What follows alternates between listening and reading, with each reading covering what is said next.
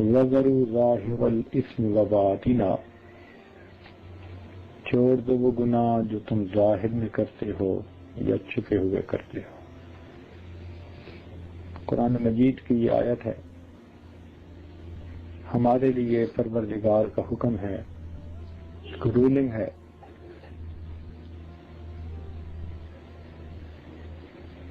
حکم خداوندی ہے، آداب شاہی کا تقاضا یہ ہے کہ ہم اس کو پریکٹس کریں۔ کیا ارشاد فرمایا؟ وَذَرُوا ظَاهِرَ الْإِثْمِ وَبَاطِنَهُ، leave all the sins which you commit secretly or openly، چاہے وہ گناہ چھپ کے کرتے ہو یا گناہ لوگوں کے درمیان بیٹھ کے کرتے ہو۔ فون والے دوستوں سے گزارش ہے کہ وہ اب 1 گھنٹہ کے لیے اپنے فون بند کر دیں۔ تو ارشاد باری تعالی ہے، وَذَرُوا ظَاهِرَ الْإِثْمِ وَبَاطِنَهُ، تم چھوڑ دو وہ گناہ جو تم ظاہر میں کرتے ہو یا چھپے ہوئے کرتے ہو۔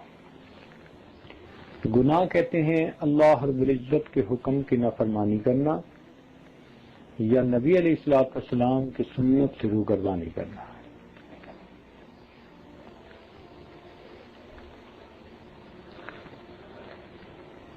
گناہ کی ابتدا کچے دھاگے کی طرح کمزور ہوتی ہے اور گناہ کی انتہا جہاز کے لنگر کی طرح مضبوط ہوتی ہے۔ کچے دھاگے کو جس طرح ایک بچہ بھی توڑ سکتا ہے، تو ابتدا میں گناہ کو چھوڑنا آسان، اور جب انسان گناہ کرتا رہے تو یہ عادت ایسی ڈیولپ ہو جاتی ہے کہ جس طرح جہاز کا لنگر جہاز کو ہلنے نہیں دیتا، اینکر آف دی شپ، اسی طرح انسان کا یہ حال کہ اس کی بری عادت اس کو ہلنے نہیں دیتی۔ تو اللہ تعالیٰ فرماتے ہیں کہ چھوڑ دو وہ گناہ جو تم ظاہر میں کرتے ہو یا چھپے ہوئے کرتے ہو۔ گناہ کی مثال انسان کے جسم میں کینسر کی مانند ہے، cancerous part of the body. اگر کسی عضو میں کینسر ہو جائے، اب اس کا ایک علاج کہ اس کو آپریٹ کر دیا جائے، کاٹ دیا جائے۔ اگر نہیں کاٹیں گے تو یہ کینسر بڑھتا چلا جائے گا حتیٰ کہ انسان اپنی جان سے ہاتھ دھو بیٹھے گا۔ یہی حال گناہ کا، کہ گناہ کا ایک علاج کہ اسے چھوڑ دیا جائے۔ اگر انسان نہیں چھوڑے گا تو یہ گناہ بڑھتا چلا جائے گا حتیٰ کہ انسان بس اوقات ایمان سے بھی ہاتھ دھو بیٹھے گا۔ ہر چیز کے اثرات ہوتے ہیں، گناہوں کے بھی اثرات ہوتے ہیں۔ گناہوں کی تاثیر یہ ہے کہ انسان کتنی کامیابی سے گناہ کیوں نہ کرے، اس کا دل پریشان رہتا ہے۔ اس کو کوئی پوچھنے والا نہیں، کوئی اسے ٹوکنے والا نہیں، کوئی کہنے والا نہیں، اس کا دل پریشان رہے گا، اس کو سکون نہیں ہوگا۔ یہ گناہ کی تاثیر ہے۔ جہاں گناہ ہوگا وہیں دل کا اطمینان ختم ہوگا۔ یہ عجیب بات ہے۔ ہم نے کروڑوں پتی دیکھے جو چاہتے ہیں کھاتے ہیں، جو چاہتے ہیں پیتے ہیں، جہاں چاہتے ہیں سوتے ہیں، من مرضی کی زندگی گزارتے ہیں، مگر ان کے دل پریشان ہوتے ہیں۔ نہ دنیا سے، نہ دولت سے، نہ گھر آباد کرنے سے تسلی دل کو ہوتی ہے خدا کو یاد کرنے سے۔ تو دل کا سکون نہیں ہوتا ان کے پاس۔ آپ حیران ہوں گے، میں ایک آدمی کا بات کوٹ کر رہا ہوں اور عجیب سی ہے، اتنا بڑا وہ فیکٹری اونر تھا، بزنس مین تھا، کہ اس نے اپنی پسند کی شادی کی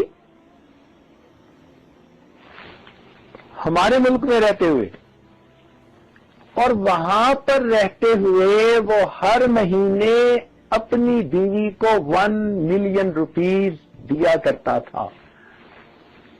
اتنے ریسورسز اس کے. بیوی نے بھی بتایا, خاوند نے بھی بتایا, 10 لاکھ روپے ہر مہینے اپنی بیوی کو گفٹ دیتا تھا. اور میاں بیوی دونوں میرے پاس اس لیے آئے کہ ہم پریشان ہیں, راتوں کو نیند نہیں آتی. اس بیوی کو بھی نیند نہیں آتی جس کو ہر مہینے 10 لاکھ روپیہ ملتا ہے, اور اس خاوند کو بھی نیند نہیں آتی کہ جس کو اپنے ریسورسز کا پتہ ہی نہیں ہے. اگر مال سے سکون ملتا تو یہ بندہ شاید دنیا کے خوش پرسکون انسانوں میں سے ایک انسان ہوتا, مگر نہیں. کیونکہ گناہوں بھری زندگی تھی اس لیے دل پریشان. تو گناہوں کی تاثیر یہ ہے, دل کو سکون نہیں ہوتا, ڈپریشن, اتنی گولیاں کھاتے ہیں.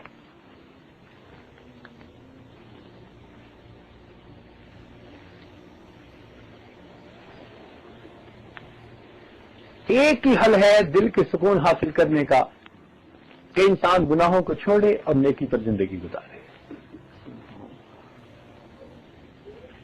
آپ نے بڑے ہوٹلوں میں دیکھا بوفے سسٹم کھانے کا ہوتا ہے نا, کھانا پکا کے رکھ دیتے ہیں, ہر بندہ ضرورت کے مطابق لے کے بیٹھ کے کھا لیتا ہے, مگر ہر کھانے کی ٹرے کے نیچے وہ ایک کینڈل جلا دیتے ہیں, ہیٹ سورس. پوچھے نا بھائی کیوں ایسا کیا, وہ کہتے ہیں کھانا 2-4 گھنٹے گرم رہتا ہے. یہ گناہوں کی مثال اس کینڈل کی مانند ہے. جتنے گناہ کرتے ہیں ہم یوں سمجھیں کہ اتنی بڑی کینڈل اپنی لائف میں جلاتے ہیں, اور وہ ہیٹ ہمیں پریشان رکھتی ہے.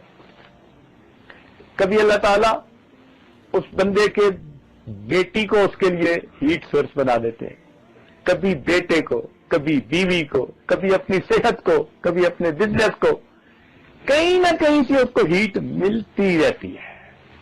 پریشان, ایک پریشانی ختم نہیں ہوتی دوسری اوپر سے, وہ ختم نہیں ہوتی تیسری اوپر سے. پریشانیاں ہی جان نہیں چھوڑتی. یہ نہیں ہوتا کہ کھانے پینے کا کچھ نہیں, سب کچھ ہوتا ہے, مگر پریشانی ہوتی ہے. اصل وجہ کیا ہوتی ہے؟ اصل وجہ یہ ہوتی ہے کہ انسان گناہ کر رہا ہوتا ہے.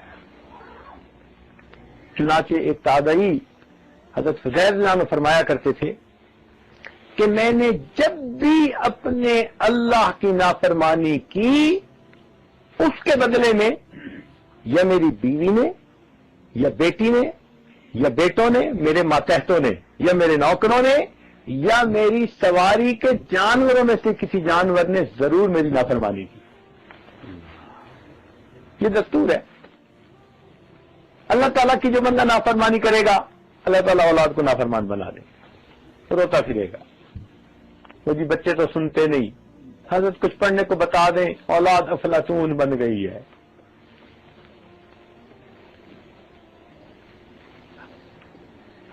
حالت یہ ہوتی ہے کہ بیٹے پھر باپ سے یوں نفرت کرتے ہیں جیسے کوئی پاپ سے نفرت کیا کرتا ہے. اور یہ ہاتھوں کی کمائی ہوتی ہے, جو کھیتی بائی ہوتی ہے وہ پھر کاٹ رہے ہوتے ہیں. تو اللہ رب العزت نے صاف اور واضح لفظوں میں فرما دیا وَذَرُوا ظَاهِرَ الْإِثْمِ وَبَاطِنَهُ, چھوڑ دو وہ گناہ جو تم ظاہر میں کرتے ہو یا چھپے ہوئے کرتے ہو. مجھے 90 میں سویڈن میں ایک کورس کرنے کا موقع ملا پروجیکٹ مینجمنٹ کے بارے میں. خیر وہاں رہتے ہوئے ہمیں اس ملک کے بارے میں بڑی معلومات ہوئی. وہ ایک فلاحی ریاست ہے اور امیر ملکوں میں سے ایک ہے. لوگوں کا بجٹ تو ڈیفیشنٹ ہوتا ہے نا, اس ملک کا بجٹ پروفیشنٹ ہوتا ہے. یعنی لوگ سوچتے ہیں پیسہ آئے گا کہاں سے, اور وہ سوچتے ہیں پیسہ لگائیں گے کہاں پہ. خرچ تھوڑا آمد زیادہ. لہذا وہاں پر جو بھی بندہ ہوتا ہے اس بندے کو تعلیم مفت دی جاتی ہے, اس کو ہر مہینے یا تو جاب ملے گی اگر جاب نہیں تو پھر اس کو سوشل سیکورٹی کی طرف سے اتنا ملے گا کہ ٹھاٹ کی زندگی گزار سکے. جس کے پاس گھر نہیں اس کو حکومت کی طرف سے گھر الاٹ کیا جائے گا. بیمار ہوگا جتنا مرضی خرچ ہو حکومت اس کا مفت علاج کروائے گی. تو روٹی, کپڑا, مکان, تینوں مسئلے حل. اس کے بعد انسان کی جنسی ضروریات ہیں. اس ملک کو ہی سیکس فری کنٹری کہا جاتا ہے. پوری زندگی بچے کو کہیں یہی نہیں فارم پہ لکھنا پڑتا کہ اس کا باپ کون ہے. کوئی فارم نہیں پورے ملک میں ایسا کہ باپ کا نام بتانا پڑے. اب بتائیے, اس کا مطلب ہے ساری ضروریات پوری ہو گئی. اب وہاں کے لوگوں کو بڑا پرسکون ہونا چاہیے نا. لیکن مزے کی بات بتاؤں کہ اس ملک میں خودکشی کرنے کا ریٹ پوری دنیا میں سب سے زیادہ ہے.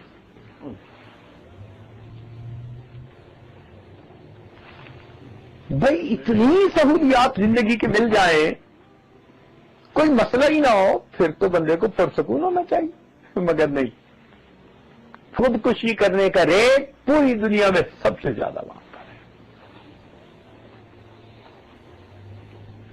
وہاں کے ایک ڈائریکٹر کہنے لگے کہ حکومت ہماری پریشان ہے.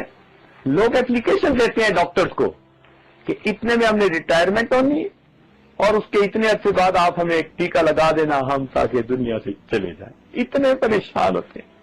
ڈاکٹروں کے پاس اپلیکیشن اتنی جمع ہو گئی, وہ کہتے ہیں ہم کریں تو کیا کریں. اب بتائیے, معلوم ہوا کہ قلب کا سکون کوئی اور چیز ہے. یہ فقط مال و دولت سے نہیں ملتی, یہ اپنی خواہشات اور شہوات کو پورا کرنے سے نہیں ملتی. یہ ملتی ہے جب انسان نیکی پر زندگی گزارتا ہے, اپنے پروردگار کو راضی کر لیتا ہے, پھر اللہ تعالیٰ دل کو پرسکون بنا دیتے ہیں. تو ہم اگر چاہتے ہیں کہ ہم بھی ایک کامیاب اور پرسکون زندگی گزاریں تو ہمیں چاہیے کہ ہم اپنے گناہوں سے سچی توبہ کر لیں اور اپنے مالک اور خالق کو راضی کرنے کی کوشش کریں. قرآن مجید میں ہے, یا ایھا الناس انما بغیکم علی انفسکم, اے انسانوں تمہاری بغاوتیں تمہاری اپنی جانوں پر. کیا مطلب؟ جتنی ہم گناہ کرتے ہیں ان کا وبال ہمارے اوپر لوٹ کے آتا, کسی نہ کسی صورت میں, ہم اسے فیل کریں نہ کریں.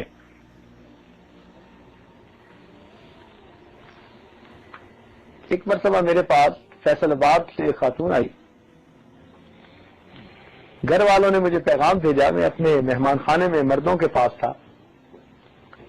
انہوں نے پیغام بھیجا جی کہ خاتون آئی ہے, کوئی بات کرنا چاہتی ہے, اس نے واپس بھی جانا ہے اور زار و قطار ہو رہی ہے جب سے آئی ہے, آپ اس کو ذرا جلدی ٹائم دے دیں.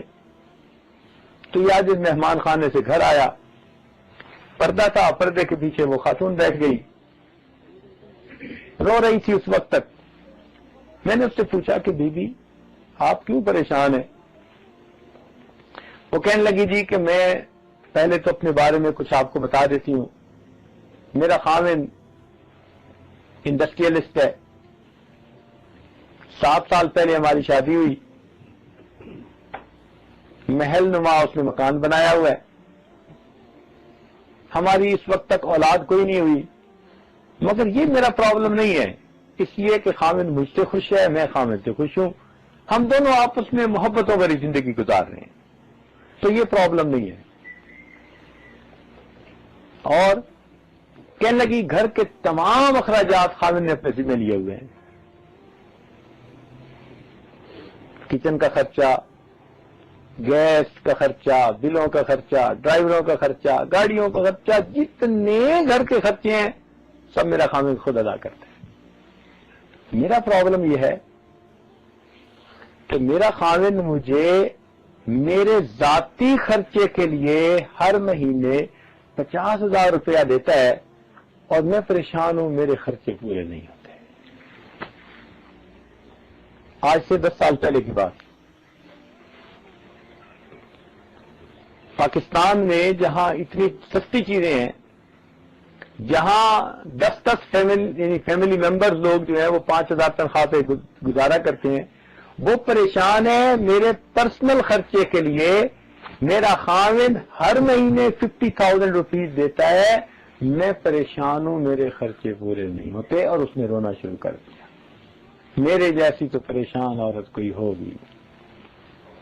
خیر ہم نے بھی چند منٹوں سے رونے دیا، جب ذرا محسوس ہوا کہ ماشاءاللہ خاصی دیر اس نے رو لیا، پھر اسے سمجھایا کہ بیوی ذرا بات سنو، بات یہ کہ آپ کی زندگی کی جو ترتیب بنی ہوئی ہے نا، کہ بے پردگی کی زندگی، نمازوں کی پرواہ نہیں، پردے کی پرواہ نہیں، فلاں کی پرواہ نہیں، اپنی منمانی کی زندگی، اس زندگی میں آپ کو سکون نہیں مل سکتا۔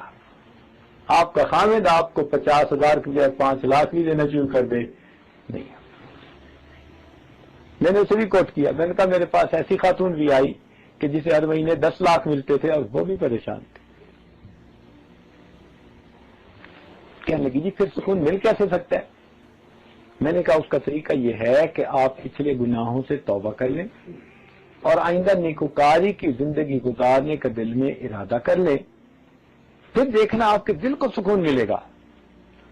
خیر اچھی خاتون تھی، کہنے لگی جی پھر آپ مجھے طریقہ بتا دیں۔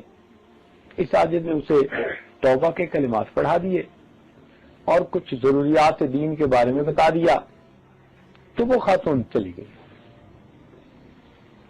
تیسرے یا چوتھے مہینے اس نے فون کیا اور فون پر بتانے لگی کہ حضرت جو آپ نے بتایا میں نے ہو بہو اپنی زندگی اس کے مطابق بنا لیا ہے، بڑی پرسکون زندگی گزارتی ہوں حضرت، میرا ذاتی خرچہ مہینے کا 15,000 میں پورا ہو جاتا ہے اور میرے باقی پیسے میں یتیموں، بیواؤں اور غریبوں کے اوپر خرچ کرتی ہوں۔ پرسکون زندگی گزار رہی تھی۔ تو سچی بات یہ ہے کہ ہم نے اپنے گناہوں کے سبب اپنے آپ کو پریشان کیا ہوا ہوتا ہے۔ اگر ہم یہ گناہ چھوڑ دیں تو ہماری زندگی پرسکون ہو جائے۔ اس لیے ارشاد فرمایا وَذَرُوا ظَاهِرَ الْإِثْمِ وَبَاطِنَهُ، چھوڑ دو وہ گناہ جو تم ظاہر میں کرتے ہو یا چھپے ہوئے کرتے ہو۔ گناہوں سے توبہ کرنا اللہ رب العزت کو بہت پسند ہے، اتنا پسند کہ حدیث پاک میں فرمایا گیا التائب حبیب اللہ، توبہ کرنے والا اللہ کا دوست ہوتا ہے۔ یعنی جو بندہ گناہوں سے سچی توبہ کر لیتا ہے، پروردگار عالم اس بندے کو اپنے دوستوں میں شامل فرما لیتے ہیں، اپنے دوستوں میں شامل فرما لیتے ہیں۔ اور اللہ تعالیٰ نے توبہ کا دروازہ ہر وقت کھلا رکھا ہے۔ اس لیے کھلا رکھا کہ معلوم نہیں میرا کون سا بندہ کس وقت توبہ کرے، ایسا نہ ہو اس کی توبہ کی قبولیت میں دیر ہو جائے۔ ہر وقت توبہ۔ ہاں جب انسان کا سانس اکھڑتا ہے نا موت کے وقت، یہ گھنگرو بجتا ہے، اس وقت پھر توبہ کا دروازہ بند ہو جاتا ہے، اس سے پہلے مہلت ہے۔ جتنے مرضی گناہوں کسی کے پاس، حتیٰ کہ ایک بندہ پیدا ہوا اس نے ہوش سنبھالا اور گناہ کرنے شروع کیے، ساری زندگی گناہ کرتا رہا، پھر بھی اس کے گناہ تھوڑے ہیں، اللہ رب العزت کی رحمت زیادہ ہے، اگر وہ توبہ کرے گا اللہ تعالیٰ اس کی توبہ کو قبول فرما لے گا۔ اور اللہ تعالیٰ کی عادت کوئی نہیں ہے کہ تمہارے 5 چانس ہیں، تمہارے 10 چانس ہیں، تمہارے 100 چانس ہیں، گنتی کوئی نہیں۔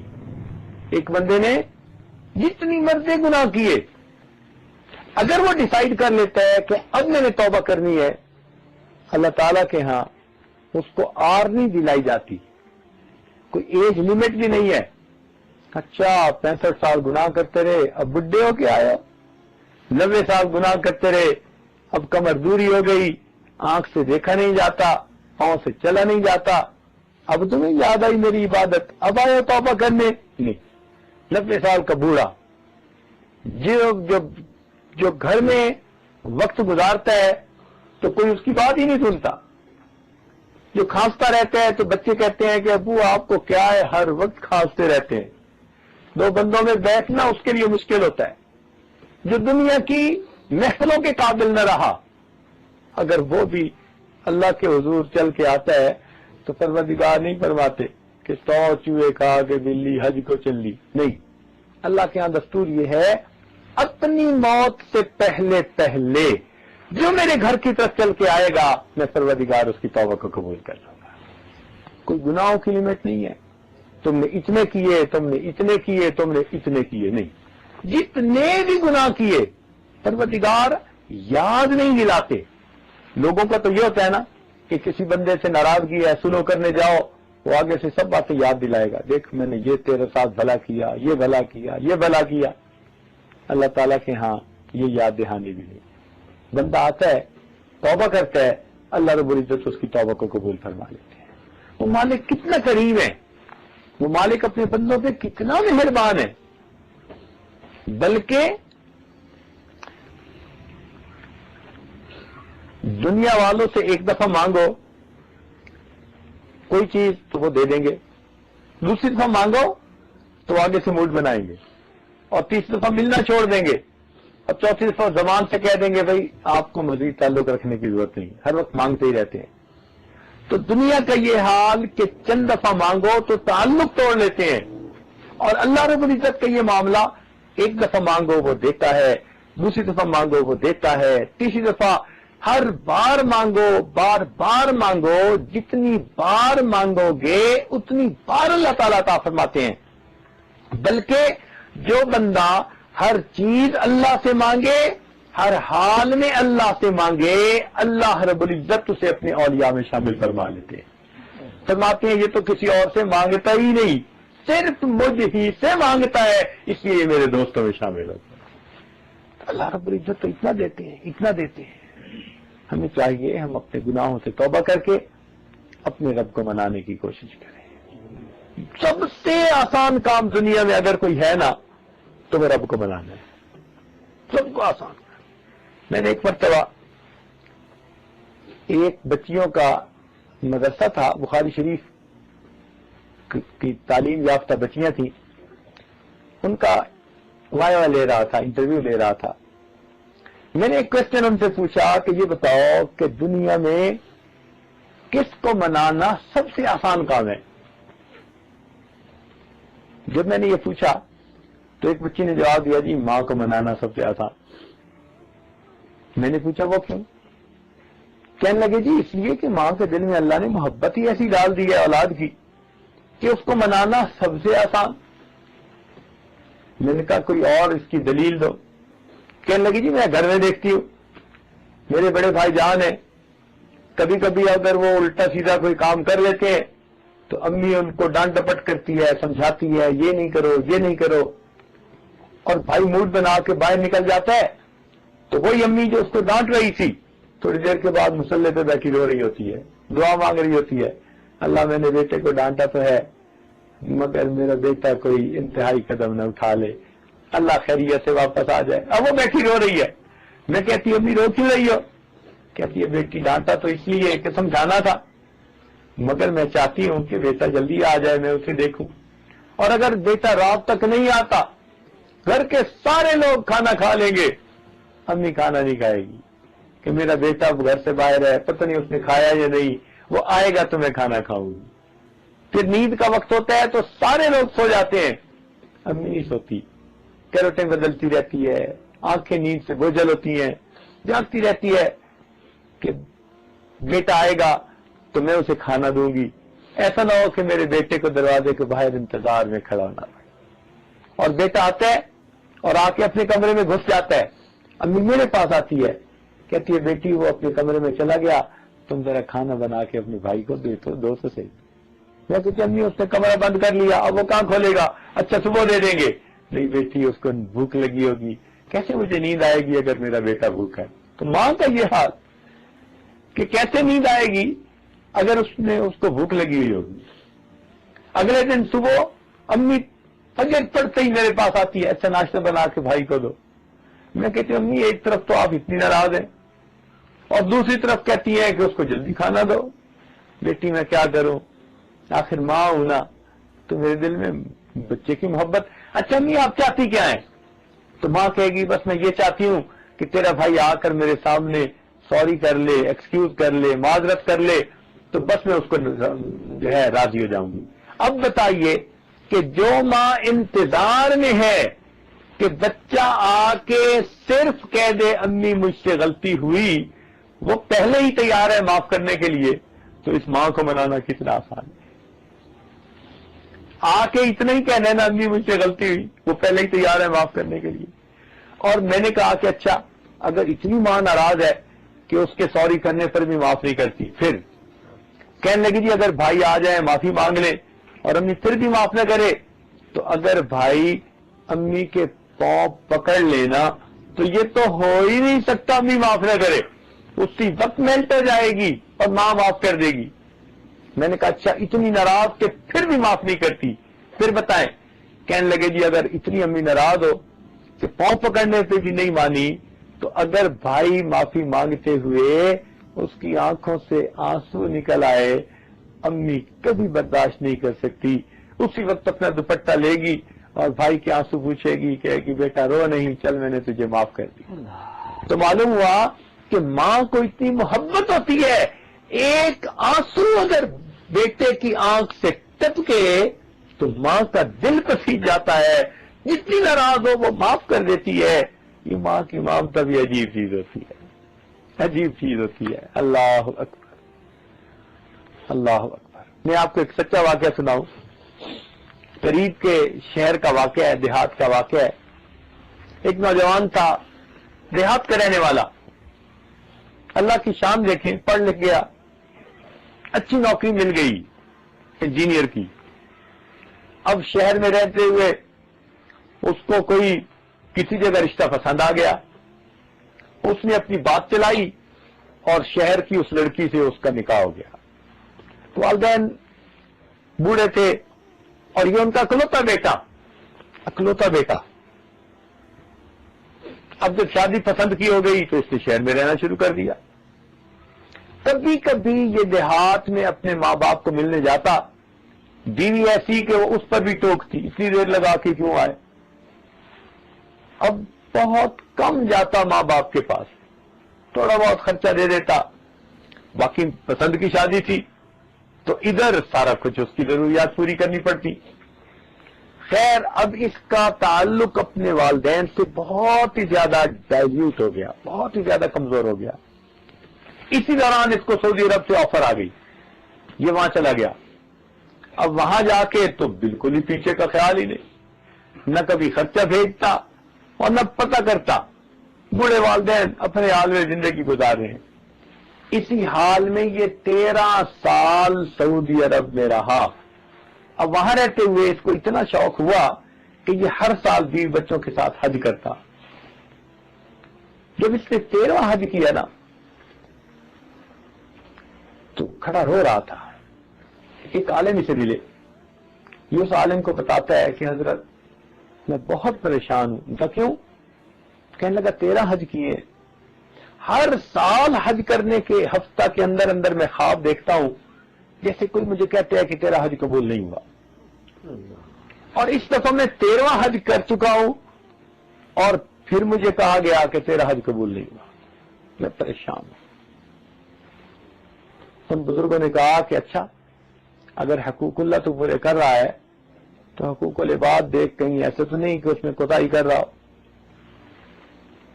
اب اس نے حالات میں ایسے کہا میں نے تو بالکل ہی والدین سے تعلق توڑ لیا، نہ ان کو کوئی خرچہ، نہ ان کی خیر خبر، کوئی اتا پتہ ہی نہیں ہے۔ ان کا میاں جاؤ پھر پہلے ان کو منا لو تب تیری باتیں قبول ہوں گی۔ یہ اپنے گھر آیا، بیوی کو حالات سنائے، کہنے لگے میں جاتا ہوں، میں ان کی خیر خبر پوچھ کے آتا ہوں۔ خیر ملک میں آیا، اب جب اپنی بستی کے قریب پہنچا نا، اس کو تو یہ بھی پتہ نہیں تھا کہ وہ زندہ بھی ہیں یا نہیں، 13 سال گزر گئے تھے۔ اب اس نے ایک نوجوان سے پوچھا کہ بھائی وہ فلاں لوگ کس حال میں؟ اس نے کہا جی وہ ان کو پہچانتا نہیں تھا، 13 سال جو گزر گئے تھے۔ انہوں نے کہا ان کا ایک نوجوان بیٹا تھا، وہ تو پتہ نہیں کہاں چلا گیا، بہرحال اس کے والدین اسے یاد کرتے تھے۔ تو والد کچھ عرصہ ہوا فوت ہو گیا، ماں اس کی زندہ ہے، لیکن اس کے بھی آنکھوں پہ موتیا بند آ گیا، کالا موتیا، یعنی بینائی چلی گئی، اور پچھلے دنوں اس پر فالج بھی اٹیک ہوا ہے، پتہ نہیں ابو کے سال میں ہے، وہ بھی لگتا ہے تھوڑے دن کی مہمان۔ اب جب اس نے یہ سنا تو اس کو بڑا صدمہ ہوا۔ اب اس صدمے کی وجہ سے یہ گھبرائے ہوئے دل کے ساتھ آگے جا رہا تھا، چلتے چلتے اپنے گھر کے دروازے پہ پہنچا۔ کواڑ بند تھے مگر کنڈی کوئی نہیں لگی ہوئی تھی۔ اس نے آہستہ سے دروازہ کھولا، اندر گیا۔ جب اندر گیا تو کیا دیکھا کہ چارپائی بچھی ہوئی ہے اور اس کی والدہ ہڈیوں کا ڈھانچہ وہ لیٹی ہوئی ہے۔ یہ قریب گیا کہ میں دیکھوں کہ امی سوئی ہوئی ہے، یہ جاگی ہوئی ہے۔ جب قریب گیا تو دیکھا کہ وہ نہ کچھ ہونٹ ہل رہے ہیں اور کوئی بات کر رہی ہے۔ اس نے کہا پتہ نہیں کیا پڑھ رہی ہے۔ اس کو یہ تو پتہ چل گیا تھا کہ اس کو نظر کچھ نہیں آتا۔ اب یہ آہستہ قدموں کے ساتھ گیا اور بالکل قریب جا کے بیٹھ گیا۔ اس نے قریب جا کے سنا اس کی ماں اپنے اللہ سے دعا مانگ رہی تھی اور کہہ رہی تھی اللہ میرا خامد تو دنیا سے چلا گیا، اب ایک ہی بیٹا ہے وہ بھی مجھ سے دور ہے، میرے مالک میرے اس بیٹے کو واپس بھیج دینا تاکہ جب میں مروں تو مجھے قبر میں اتارنے والا کوئی تو میرا محرم ہو۔ 13 سال گزر گئے، 13 سال کے بعد بھی ماں مایوس نہیں، پھر بھی دعا مانگ رہی ہے اللہ خامد تو میرا چلا گیا، ایک ہی بیٹا ہے میرے پاس اسے بھیج دینا، جب میں مروں تو مجھے قبر میں اتارنے والا کوئی تو میرا محرم۔ جب اس نے یہ سنا تو کہنے لگا اماں میں آپ کا بیٹا آ گیا ہوں۔ تو ماں نے حیران ہو کر بیٹی تم آ گئے ہو؟ اس نے شفقت سے اس کے سر پہ ہاتھ پھیرا۔ اللہ کی شان، اسی وقت اس ماں کو ہارٹ اٹیک ہوا اور بیٹے کی آنکھوں کے سامنے اس نے جان دی۔ خیر یہ نوجوان اس کے کفن دفن سے فارغ ہوا، ماں سے معافی تو مانگی لی تھی، واپس آیا، اگلے سال اس نے پھر حج کیا۔ جب 14واں حج کیا تو 14ویں حج کے بعد اس نے خواب دیکھا، کوئی کہنے والا کہہ رہا تھا کہ اللہ تعالیٰ نے تیرے اس عمل کی برکت سے یہ حج بھی قبول کر لیا اور پچھلے 13 حجوں کو بھی قبول کروا لیا۔ تو بتانا مقصد یہ تھا کہ ماں کا تعلق تو ایسا ہوتا ہے۔ تو وہ بچی کہنے لگی جی سب سے آسان ماں کو منانا، لیکن میں نے اسے سمجھایا کہ ایک ہستی ایسی ہے کہ اس کو منانا اس سے بھی زیادہ آسان ہے، تو وہ بڑی حیران ہو گئی، کہنے لگی جی ماں سے بھی منانا آسان ہے؟ میں نے کہا ہاں، ماں کو بھی منانا ہو نا تو چل کے جانا پڑے گا، ماں کو بھی منانا ہو تو منہ سے معافی مانگنی پڑے گی، ہاتھ سے پاؤں پکڑنے پڑیں گے، کچھ نہ کچھ ظاہر کرنا پڑے گا کہ میں معافی مانگنا چاہتا ہوں۔ مگر ایک ذات ایسی ہے انسان کہیں چل کے نہ جائے، زبان سے کچھ نہ بولے، فقط اپنے دل میں اپنے گناہوں پہ اگر نادم اور شرمندہ ہو جائے وہ دل کی ندامت کو قبول کر کے اس کے پچھلے سب گناہوں کو معاف فرما دیتے۔ چنانچہ حدیث پاک میں آتا ہے الندم توبۃ، جب بھی کوئی بندہ اپنے دل میں گناہوں پہ نادم ہوتا ہے اللہ تعالیٰ اس کے دل کی ندامت کو قبول فرما کے توبہ قبول فرما لیتے۔ تو اللہ تعالیٰ کو منانا کتنا آسان ہے، سب سے آسان اللہ تعالیٰ کو منانا۔ اس لیے ہم اپنے پچھلے گناہوں سے سچی توبہ کر کے آئندہ نیکوکاری کی زندگی گزارنے کا دل میں عہد اور ارادہ کر لیں۔ رب کریم مہربان ہے، وہ یقیناً گناہوں کو معاف فرما دے۔ اس لیے آج فرمایا اے میرے بندے اگر تیرے گناہ آسمان کے ستاروں کے برابر ہیں، اگر تیرے گناہ ساری دنیا کے سمندروں کے پانی کے قطروں کے برابر ہیں، اور اگر تیرے گناہ ساری دنیا کے درختوں کے پتوں کے برابر ہیں، اگر تیرے گناہ ساری دنیا کی ریت کے ذرات کے برابر ہیں، میرے بندے تیرے گناہ تھوڑے ہیں، میری رحمت زیادہ ہے، تو آ کے توبہ کرے گا میں پھر بھی تیری توبہ کو قبول کر لوں گا۔ اس سے آگے بڑھ کے بات کہی، فرمایا میرے بندے تو نے توبہ کی پھر توڑ بیٹھا، پھر توبہ کی پھر توڑ بیٹھا، پھر توبہ کی پھر توڑ بیٹھا، 100 بار اگر توبہ شکستی بازا، تو نے 100 دفعہ توبہ کی 100 دفعہ توڑ بیٹھا، میرا در اب بھی کھلا ہے، تو آ کے توبہ کر لے میں تیری توبہ کو قبول کر لوں۔ تو میرے دوستو اگر اللہ تعالیٰ توبہ قبول کرتے ہوئے نہیں تھکتے تو ہم توبہ کرتے ہوئے کیوں تھک جاتے ہیں؟ جب وہ پروردگار توبہ قبول کرتے نہیں تھکتا، ہم توبہ کرتے ہوئے کیوں تھک جاتے ہیں؟ ہمیں بھی چاہیے ہم اپنے گناہوں سے سچی توبہ کر کے آئندہ نیکوکاری پرہیزگاری کی زندگی گزارنے کا ارادہ کریں، تاکہ رب کریم ہم سے راضی ہو جائیں، دنیا آخرت کی ہماری زندگی سنور جائے۔ وآخر دعوانا ان الحمد للہ رب العالمین۔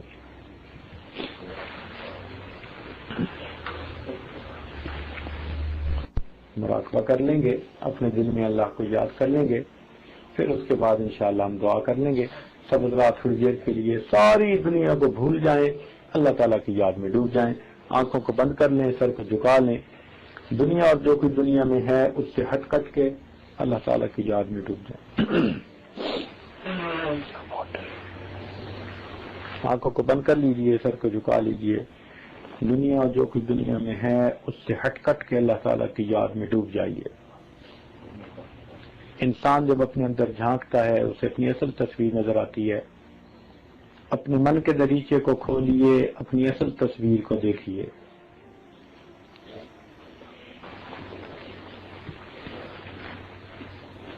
انسان جب اپنے اندر جھانکتا ہے اسے اپنی اصل تصویر نظر آتی ہے۔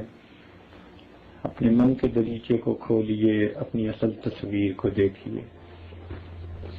یہ تصور کیجئے اللہ رب العزت کی رحمت آ رہی ہے، دل میں سما رہی ہے، دل کی ظلمت اور سیاہی دور ہو رہی ہے، اور دل کہہ رہا ہے اللہ اللہ اللہ۔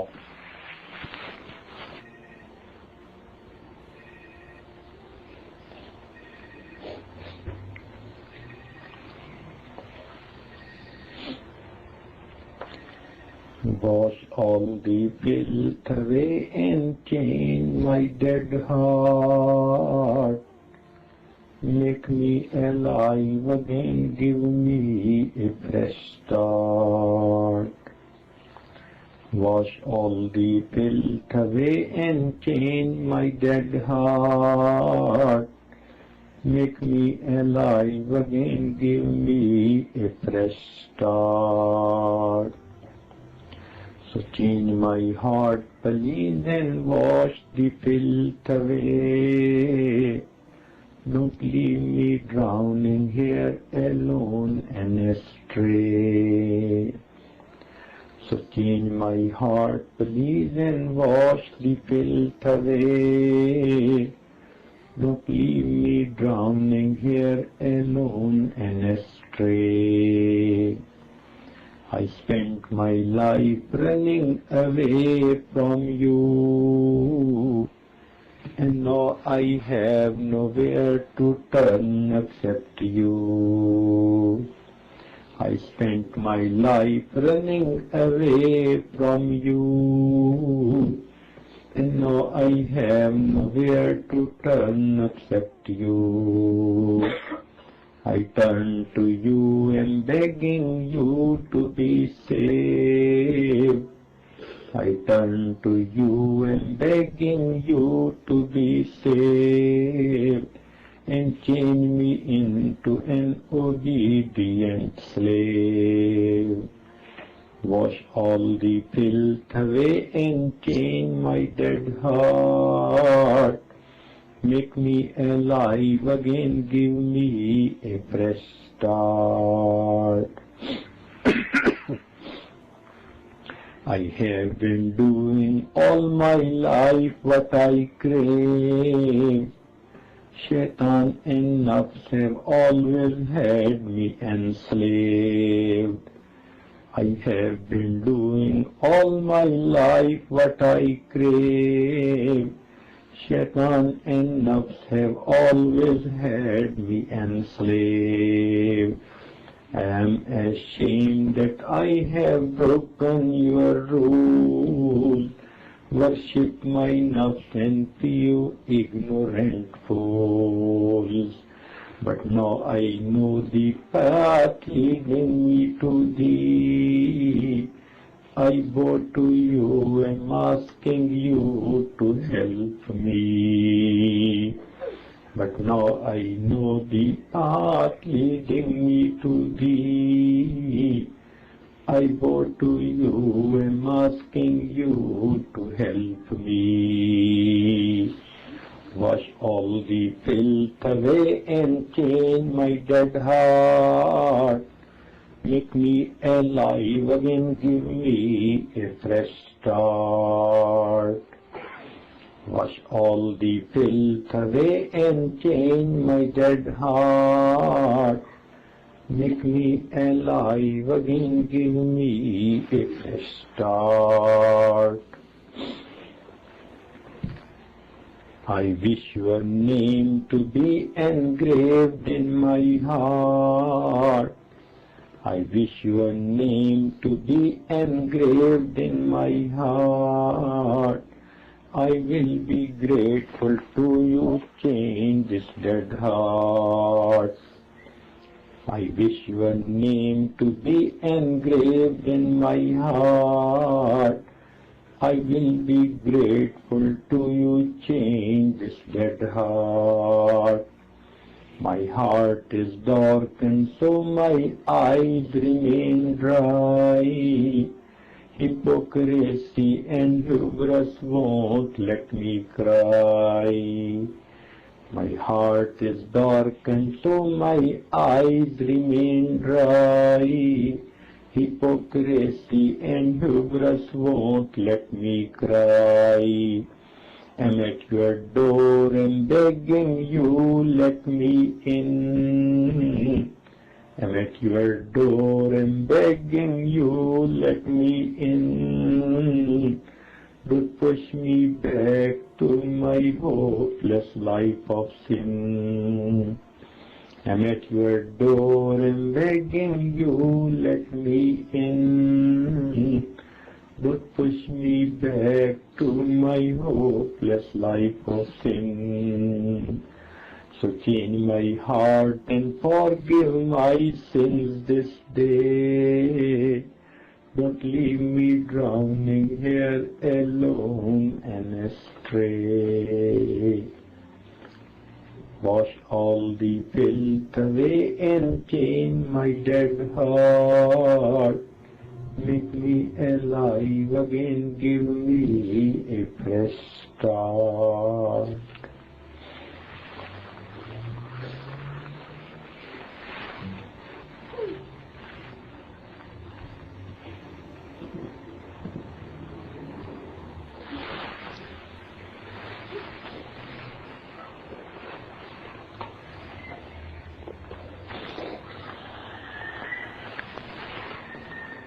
لا الہ الا اللہ محمد رسول اللہ. دعا کیجیے. سبحان ربی العلی الوہاب. اللہم صلی علی سیدنا محمد وعلی آل سیدنا محمد وبارک وسلم. ربنا ظلمنا انفسنا وان لم تغفر لنا وترحمنا لنکونن من الخاسرین. اے مالک معاف آج مسکین بندے ہیں، ہمارے گناہوں کو معاف فرما، ہماری خطاؤں سے درگزر فرما، ہمارے عیبوں کی فضل پوشی فرما. اللہ ہماری نگاہوں کو پاک فرما، ہمارے دلوں کو صاف فرما، ہمارے سینوں کو اپنی محبت سے لبریز فرما. اپنے عشق کی آتش ہمارے سینوں میں پیدا فرما، ہمارے انگان سے اپنے ذکر کو جاری فرما، روئے روئے سے اپنے ذکر کو جاری فرما. ہماری ہڈی ہڈی بوتی بوتی میں اپنی محبت پیدا فرما. اللہ جو گناہ ہم نے دن میں کیے معاف فرما، جو راتوں میں کیے معاف فرما، جو محفل میں کیے معاف فرما، جو تنہائیوں میں کیے معاف فرما. اللہ جو گناہ ہمیں یاد ہے وہ بھی معاف فرما، جو ہم کر کے بھول گئے وہ گناہ بھی معاف فرما. اے مالک ہمیں برے دن سے محفوظ فرما، بری رات سے محفوظ فرما، برے کاموں سے محفوظ فرما، بری محفلوں سے محفوظ فرما، برے دوستوں سے محفوظ فرما. اللہ ہمیں برے انجام سے محفوظ فرما. اللہ ہمیں ہدایت ملنے کے بعد گمراہی سے محفوظ فرما. اللہ ہمیں سیدھا رستہ ملنے کے بعد بھٹکنے سے محفوظ فرما. اے اللہ ہمیں عزت ملنے کے بعد ذلت سے محفوظ فرما، جگمگانے سے محفوظ فرما. اے اللہ جگ ہنسائی سے محفوظ فرما، ذلت و رسوائی سے محفوظ فرما. اے اللہ ہمارے صحت میں برکت عطا فرما، علم میں برکت عطا فرما، عمل میں برکت عطا فرما. کاموں میں برکت عطا فرما، رزق میں برکت عطا فرما، عزت میں برکت عطا فرما، قدم قدم اپنی برکت شامل حال فرما۔ اللہ ہماری اولادوں کو نیکوکار بنا، فرما بردار بنا، ماں باپ کی آنکھوں کی ٹھنڈک بنا۔